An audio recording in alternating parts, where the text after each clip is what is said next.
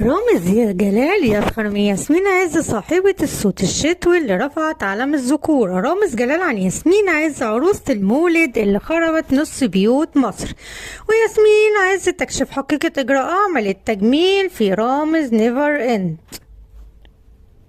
حلت اليوم الإعلامية ياسمين عز مع الفنان رامز جلال في برنامجه رامز نيفر إند كانت مليئة بالمواقف الكوميدية بين الثنائي، خاصة مقدمة رامز التي كانت مليئة بالكلمات والوصف الكوميدي بشأن الإعلامية.